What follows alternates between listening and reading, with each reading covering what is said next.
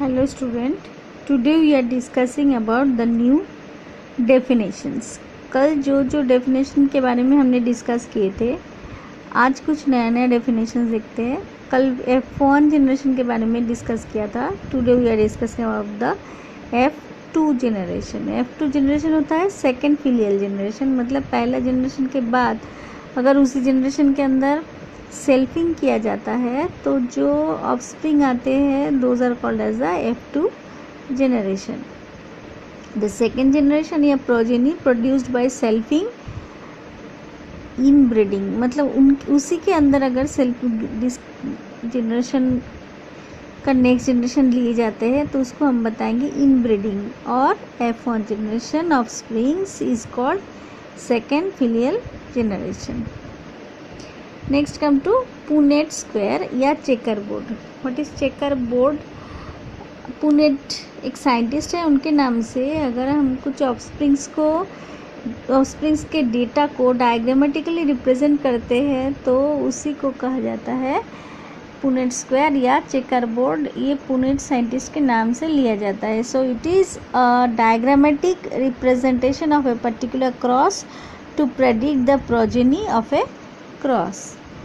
Then homologous chromosome, which are homologous, जो chromosome में the morphologically, genetically and structurally essential identical chromosome जो होंगे identical होंगे, same होंगे, present in a diploid cell are called as homologous chromosome. ये diploid cell इसलिए है क्योंकि उसमें 2 सेट क्रोमोसोम मिलेगा. अगर हैप्लॉयड है तो 1 सेट ही रहेगा, तो होमोलॉगस कहाँ से मिल सकता है? So remember this, it is be diploid cell. Then back cross, back मतलब फिर के, उल्टा पलट के अगर क्रॉस किया जाता है, मतलब it is a cross of F1 progeny with any of the parents. जो पेरेंट्स है आइदर इट इज़ डोमिनेंट और रिसेसिव, उसमें से पेरेंट्स में कोई एक पेरेंट के साथ अगर नेक्स्ट जनरेशन का मतलब F1 tall into pure dwarf, it is a cross of F1 progeny with any of the parents. F1 progeny के साथ अगर कोई एक पेरेंट्स का क्रॉस किया जाता है तो उसको हम बताएंगे back cross. Then come to test cross. Test cross होता है it is a cross of F1 progeny with homologous recessive parent. Just notice this, recessive parent जो है रिसेसिव होना चाहिए. सो इसमें example F1 tall and pure dwarf. एक तो F1 जो फर्स्ट फिलियल जनरेशन में जो जनरेशन आ रहा है, अगर हाइब्रिड होता है जैसे कैपिटल T स्मॉल t, अगर उनके साथ सिर्फ रिसेसिव पेरेंट्स का क्रॉसिंग होता है, जैसे कैपिटल T उनके साथ क्रॉस हो रहा है स्मॉल t, इसी को हम बताएंगे test cross. So it is use to test the homozygous, heterozygous, homozygous और heterozygous nature of hybrid. It is a kind of back cross. ऐसे क्रॉस को एक बैक क्रॉस भी है ये, क्योंकि इसमें पेरेंट्स के साथ ही F1 का क्रॉस हो रहा है, लेकिन स्पेशलिटी क्या है? It is crossed only with the recessive parents. Next come to phenotypic ratio. It is the ratio of the offsprings produced in F2 and subsequent generation with respect to their physical appearance. मतलब it is the ratio of the offspring produced in F2 generation में जो offspring produce हो रहा है उसके साथ physical appearance, बाहर से वो देखने में कैसा है उसके बारे में अगर हम डिस्कस करते हैं तो उसी को हम बताएंगे फेनोटिपिक रेशियो. इसमें जो पुनेट स्क्वायर के बारे में हमने डिस्कस किया, ये जैसे ये एक F मोनोहाइब्रिड क्रॉस के बारे में दिखाया जा रहा है. इसको अगर हम ऐसे चार्ट्स के साथ डिस्क्राइब करते हैं, जैसे कि गैमेट्स, इस साइड पे भी capital T small t 2 gametes, दोनों ये T के साथ क्रॉस करके बन रहा है कैपिटल T टॉल और कैपिटल T स्मॉल t. इधर देखो कैपिटल T स्मॉल t और स्मॉल t. तो ऐसे अगर स्क्वायर से समझाया जा रहा है तो इसको बताया जाता है पुनेट स्क्वायर और checker board. Next genotypic ratio, gene के बारे में, जेनेटिक कंस्टिट्यूएंट्स के बारे में जब रेशियो का डिस्कस करेंगे तो उसको हम बताएंगे genotypic ratio. As for example, it is the ratio of the offspring produced in the F2 and subsequent generation with respect to their genetic makeup. Genetic के हिसाब से आइदर इट इज़ हाइब्रिड और pure, ऐसे बारे में जब discuss होता है उसी को जेनोटिपिक रेशियो कहा जाता है। Next come to mono hybrid cross. Mono शब्द का मतलब है सिंगल, हाइब्रिडाइजेशन हो रहा है, मिक्स करके ही हो रहा है कैरेक्टर का, लेकिन अगर सिंगल एक कैरेक्टर के बारे में डिस्कस होगा तो it will be called as a mono hybrid cross. So a cross between parents differing in only one heritable trait, only one heritable trait is called monohybrid cross. Example, cross of a pure tall and pure dwarf plants. इसके cross को जैसे कि देखो इधर इस side पे आप 10th में भी कर चुके हो, लेकिन अगर इसको हम इसमें एक्सपेरिमेंट को हिसाब से मोनोहाइब्रिड क्रॉस को देखें तो इसमें डायग्रामेटिकल व्यू देखो, P generation parental, tall female, dwarf male, उसमें से दो टाइप का गैमेट आ रहा है, कैपिटल टी, और इसमें स्मॉल डॉफ से आ रहा है स्मॉल टी। फिर F1 जनरेशन में फिनोटाइप क्या हो रहा है, जो हाइब्रिड हो रहा है, ऑल विल बी टॉल, सारे टॉल होंगे, capital T small T, because T इसमें डोमिनेंट है। तो क्या होता है, क्रॉस के बाद सब सारे जो होंगे वो टॉल होंगे। इसके जो अगर जेनोटाइप देखें तो this is capital T small T, ठीक है। गैमेट्स इसमें दो टाइप का बनेगा, एक कैपिटल टी और दूसरा बनेगा स्मॉल टी, और इसको सेग्रीगेट हो जाता है, मतलब अलग अलग हो जाएगा। अगर इन दोनों में सेल्फिंग करेंगे तो F1 मोनो हाइब्रिड्स में जो बनेगा, इसमें अगर हम पुनेट स्क्वायर से दिखाते हैं तो बनेगा गैमेट्स, देखो कैपिटल टी और इधर कैपिटल टी और इधर स्मॉल टी और उसमें से स्मॉल टी, तो दोनों कैपिटल टी बन जाता है टॉल, कैपिटल टी और कैपिटल टी स्मॉल टी मिलके हो जाएगा ये hybrid capital T small T. और फिर सेकंड टाइम देखोगे ये टी के साथ ये स्मॉल टी का क्रॉस करते हैं तो बनता है कैपिटल टी स्मॉल टी, और ये स्मॉल टी मिलके बनेगा ड्वार्फ।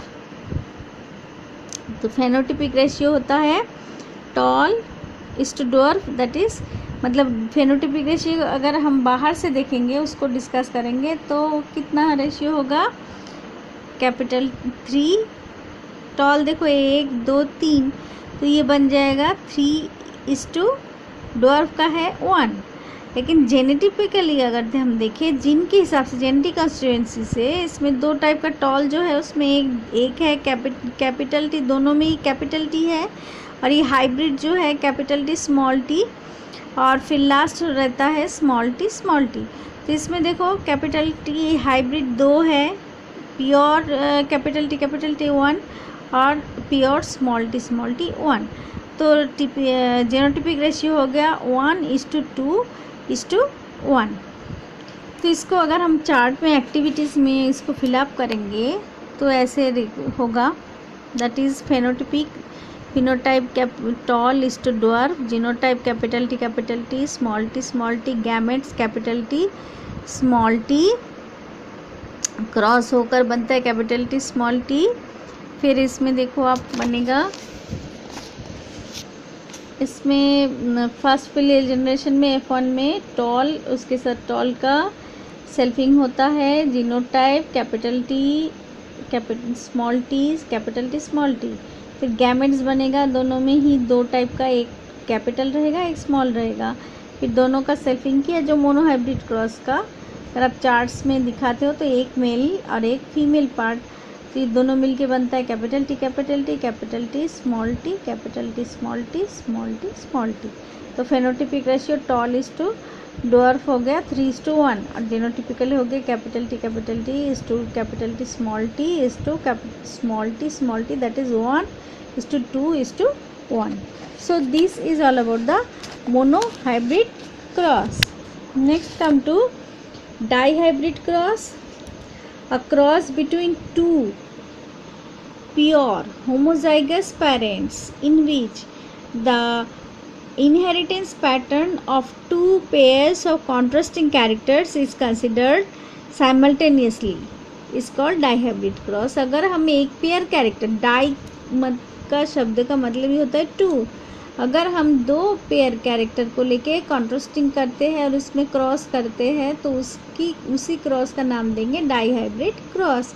इसमें भी parental generation, phenotype round yellow seeds और रिंकल ग्रीन सीड्स, इसमें किया जा रहा है जीनोटिपिकली RRYY RRYY. गैमेट्स में आ रहा है एक capital R capital Y, small r small y. First filial मतलब F1 में आएगा capital R small r capital Y small y. That is capital R for round और capital Y for yellow. Hybrid में भी ये दोनों डोमिनेंट होने की वजह से ये राउंड येलो सीड्स होगा. अगर फिर दोनों में सेल्फिंग करते हैं तो इसमें जो दो टाइप का गैमेट्स बनेगा, राउंड येलो सीड्स और इसमें होगा राउंड येलो सीड्स. दोनों में अगर हाइब्रिड के साथ क्रॉस होता है तो genotypically R small r capital Y small y capital R small r capital Y small y. तो गैमेट्स बनेगा कैपिटल R कैपिटल Y. दो ऑप्शन देखो, capital R small y small r capital Y small r small y. इसमें भी same होगा capital R capital Y capital R small y small r capital Y. फिर इसको हम जब चार्ट्स में रखेंगे F2 जनरेशन, अगर इसको हम पुट करते हैं इस तरफ मेल और इस तरफ फीमेल, तो इस सेम गैमेट्स को हमने पुट किया R capital R capital Y capital R small y small r capital Y small r small y. इस सेम देखो इस साइड पे भी capital R capital Y capital R small y small r capital Y small r small y. दोनों मिलके बनता है capital R capital R Y Y capital R capital R Y capital Y small y. ये दोनों मिलके बनता है R small r capital Y और ये भी कैपिटल Y. इसमें होता है capital R small r capital Y और small y. In second line पे देखो कैपिटल R दोनों आएगा, एक कैपिटल Y एक स्मॉल y. दोनों कैपिटल R, क्योंकि इसके साथ और इसका हुआ था, दोनों capital R Y small y, दोनों स्मॉल y इसमें. और इस तरफ एक कैपिटल Y है, एक कैपिटल R है और एक स्मॉल r, तो R R Y Y एक ऑल्टरनेट. इसमें देखो R एक कैपिटल R और स्मॉल r दोनों ही स्मॉल y. इसमें कैपिटल मतलब इसके साथ इसका हो रहा है, तो कैपिटल R स्मॉल r दोनों कैपिटल Y, दोनों R small r capital Y small y, small r capital Y capital Y. Capital R capital Y, इसमें कैपिटल Y है तो इसको हम जो भी कैपिटल होगा उसको पहले लिखा जाता है, तो कैपिटल Y और इसका स्मॉल y. लास्ट लाइन में देखो कैपिटल R, पहले R को लिखेंगे कैपिटल R को, उसके बाद स्मॉल r कैपिटल Y और ये स्मॉल y. ये कैपिटल R इसका स्मॉल r दोनों small y, capital R capital Y small y capital R small y. तो फेनोटाइपिक रेशियो में हम देख रहे हैं येलो राउंड दोनों डोमिनेंट कैरेक्टर वाले, और येलो रिंकल्ड मतलब एक जिसमें दोनों स्मॉल R होंगे उसको रिंकल्ड में आएगा, और सिंगल एक कैपिटल Y होने से येलो होगा, so it will B yellow wrinkled. तीसरा ग्रीन मीन्स अगर दोनों ही स्मॉल y होता है तो ग्रीन बन जाएगा. राउंड अगर R में से सिंगल एक भी R होता है तो it will be green round. Last is the green wrinkle मतलब दोनों ही स्मॉल r स्मॉल y. तो इसको हम काउंटिंग करके इसमें लिखते हैं तो द रेशियो विल बी 9:3:3:1. जेनोटिपिकली अगर हम इसको पुट करेंगे हाइब्रिडाइजेशन के हिसाब से, जेनोटिपिकली देखो capital Y Y, R Y small Y, R small Y, Y capital Y Y, और उसके बाद वाई कैप, और उसके बाद वाई स्मॉल वाई, ये भी 4, लास्ट कैपिटल स्मॉल वाई, इसमें capital R smaller Y Y, smaller Y Y, smaller capital Y small Y, और दोनों स्मॉलर वाई वाई। तो इसमें रेशियो कौन सा बन रहा है? 1:2:2:4:y:2:1:2:1।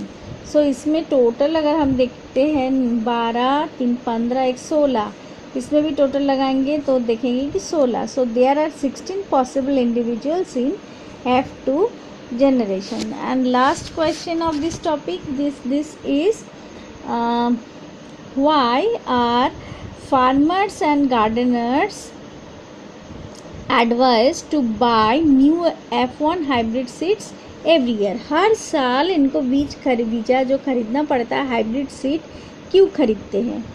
इसलिए खरीदते हैं कि जो हाइब्रिड सीड उगाते हैं, अगर उसके नेक्स्ट जनरेशन में कैरेक्टर का क्या हो जाता है? सेग्रीगेशन हो जाता है। नेक्स्ट जनरेशन में अगर जो सीड बनेगा वो हाइब्रिड नहीं होगा, उसमें रेशियो में चेंजेस आ जाता है, जिसकी वजह से हर साल उनको नया सीड खरीदना पड़ता है। So farmers have to buy hybrid seeds every year because the character segregate in the progeny. All of the hybrid seeds planted by the farmers will produce similar plants while the high crop yield is relatively good for inbred plants. इसलिए उनको हर साल नया चीज़ खरीदने के लिए कहा जाता है. So this is all about today.